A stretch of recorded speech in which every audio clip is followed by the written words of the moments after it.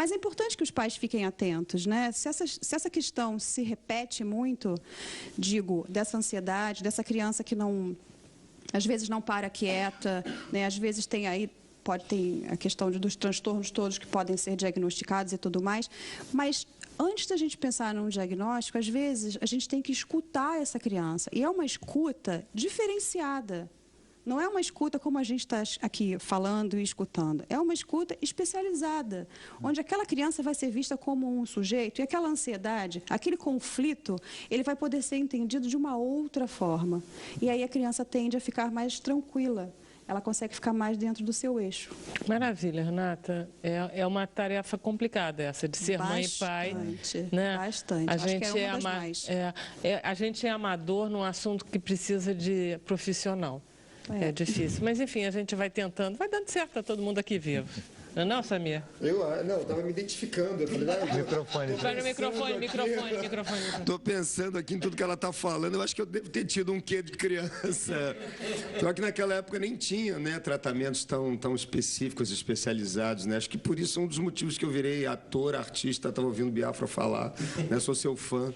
E estava pensando nisso, né, de como é que a gente...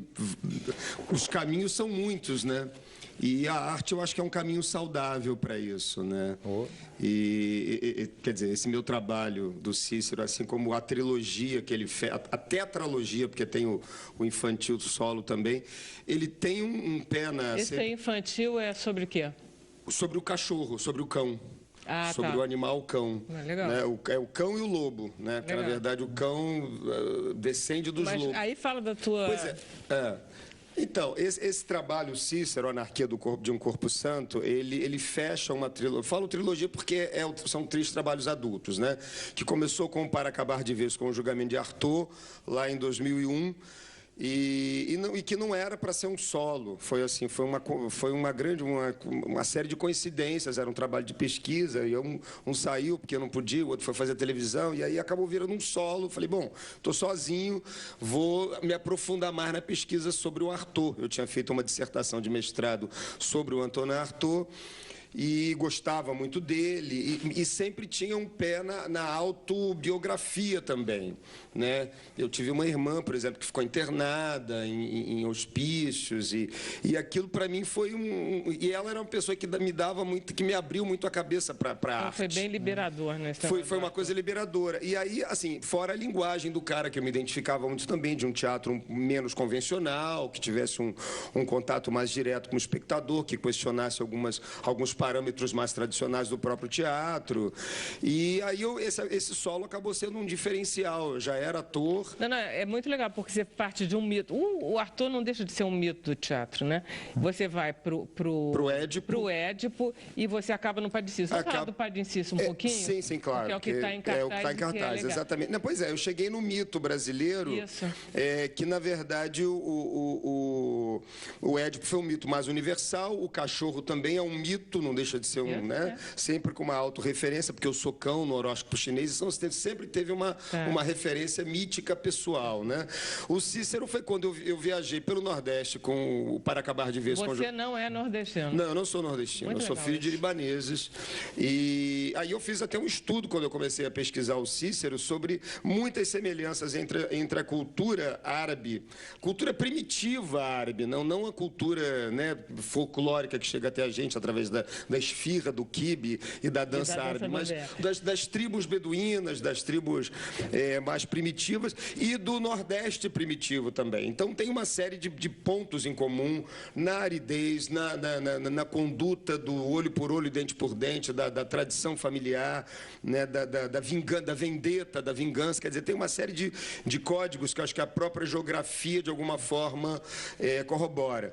E aí, quando eu viajei pelo Nordeste com o Arthur, em 2003, 2004, eu fiquei apaixonado por aquela região do Cariri, né, do Crato, do Juazeiro do Norte. Aquela região toda tem uma mística muito particular.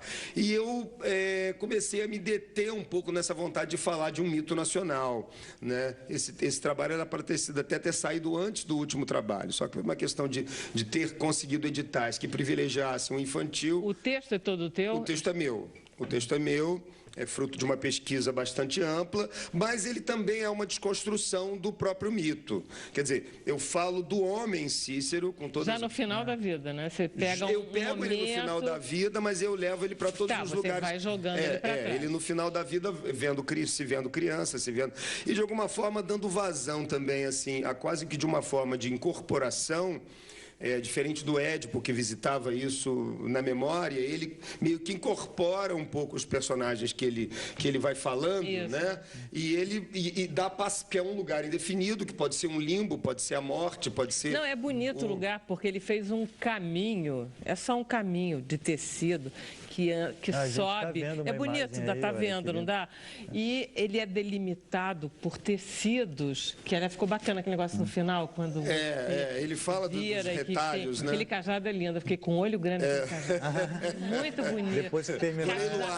Depois cajado é uma coisa que eu tenho uma especial olho, assim, eu gosto muito do que legal. E aí eu estava vendo... A Carla De Luca, a nossa figurinista cenógrafa. Eu estava vendo você, engraçado que eu tive a mesma reação, porque eu estava vendo com a Milda, e que você conhece, e com o Wagner Correia de Araújo. Sim. Aí eu disse, gente, mas ele está muito parecido com o Beijo Correia. Aí ela tiveram a cara do Rubens. Já me falaram. Mas você é diferente do Rubens.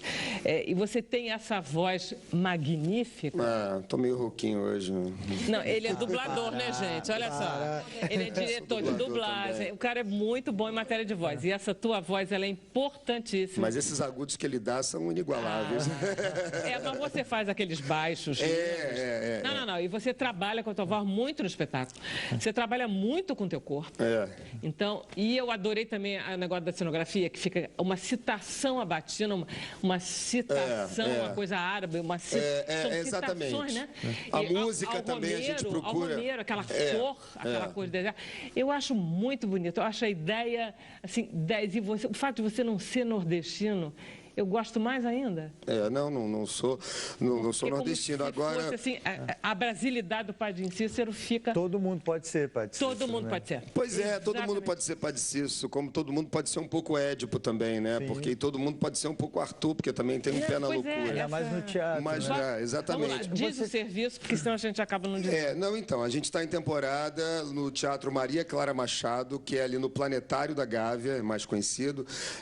Estreamos semana passada, dia 5, vamos ficar até o dia 28 desse mês, a temporada é só em julho, sexta, sábado, às 20 horas e domingo às 19, sendo que domingo nós estamos apresentando um debate, uma palestra, um papo com especialistas em diversos campos do conhecimento, depois do espetáculo, a cada domingo. Legal, né? Então, é uma ótima ideia, é pena que só vai ficar muito pouquinho tempo. A gente vai tentar uma segunda temporada ainda, mas as temporadas estão cada vez assim, né, dos teatros, principalmente os teatros públicos da prefeitura, as temporadas invariavelmente são de um mês. Então, a gente está lá, estreamos agora e vamos ficar o mês de julho, mas dá tempo, né? Ainda tem 3 semanas aí, dá para se organizar para ir, né? Samir, você estava falando que a sua ideia era desconstruir o mito e mostrar o homem. Como é que era esse homem? Então, esse homem é um homem... eu peguei algumas características próprias do Padre Cícero, em cima também da trajetória dele. Por exemplo, a questão do milagre da Beata, que foi o que alçou ele à condição de padre. Tem uma hora que ele pergunta, se não fosse ela me tornar do que eu me tornei, eu não teria sido. Eu não sabia, ele tinha sido expulso, ele foi expulso da igreja mesmo, né? Ele foi suspenso e ele morreu sem ter podido voltar a retomar os votos. Exatamente. Ele está em vias de canonização ainda. Na verdade, ele, pelos estudiosos, assim, um amigo meu que é estudioso, ele falou, é o maior santo brasileiro. É uma loucura, né? E não canonizado. É porque ele é pobre. É porque ele é pobre e porque ele, na verdade, dava voz aos pobres. É por isso que ele foi tão perseguido. Também. Você acha que tem mais coisa? Não, tem muito mais coisa, assim. E ele era um cara muito ousado, né? Quer dizer, ele resolveu peitar também a tradição da igreja. Mas a desconstrução passa por trazer esse homem, porque tirar o Cícero daquele patamar, né, de ser uma estátua de não sei quantos metros lá em Juazeiro e colocar ele como um homem com as suas idiosincrasias, com as suas contradições. Quanto milagre, quanto milagre. Não, pois é, o milagre foi isso. Isso é um mistério. Então, assim, eu não tomo partido.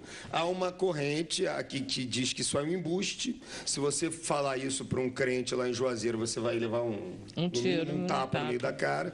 E, assim, a gente não toma partido. A gente mostra esses dois lados, mostra ele como uma pessoa crente, de fé que era, né? Mostra todos os incidentes que houveram e que podem levar para uma suposta farsa, mas também mostra que aconteceu também. Então, a gente, que é o que eu concluí, quer dizer, acho que a função do artista, mais uma vez, eu me coloco nessa função, é fazer a gente refletir, questionar sobre uma verdade absoluta, mas sem também dizer o que é. Até porque eu também não saberia dizer o que é. Né? Ninguém estava lá para... Né? A gente tem muitas histórias. Tem muito testemunho. O encontro dele com Lampião, que é uma coisa historicamente verídica. Há muita gente que diz que não aconteceu, que é lenda, entendeu? E que foi um encontro só. Que, na verdade, foi um encontro absolutamente que não dependeu do padre Cícero, dependeu do Floro Bartolomeu, que convocou o Lampião para ir lá pegar uma autorização para combater os comunistas no sertão. Que era a coluna Prestes que estava invadindo o sertão. Exatamente. E aí esse encontro virou uma mítica também, porque o padre teve que elevar ele à condição de capitão da Guarda Nacional. Eu conto essa história. Conta as histórias, fica muito... revive a história. E assim, o que a gente, acima de tudo, mais do que contar a história de um homem que é um ícone, é mostrar como que essa mistura pode ser explosiva, né? Da mistura da religião com a política, que é uma coisa que a gente, quando eu escrevi o texto, não estava nem tão em voga, e de como é que as verdades podem ser relativizadas e servir a desejos predominantes. Né? Muito legal. Você tem uma frase que o Samir cita que é muito boa, que é ele que fala, né, o padre Cícero. Se eu fui expulso da igreja por uma questão política, foi na política que eu tive que me meter para fazer a minha religião. Quer dizer, é uma coisa só e é muito bacana. Que foi isso que aconteceu. Obrigado. Estou esperando todos vocês lá. Maravilha. A gente vai então fazer mais um intervalo, a gente volta conversando sobre a Flip.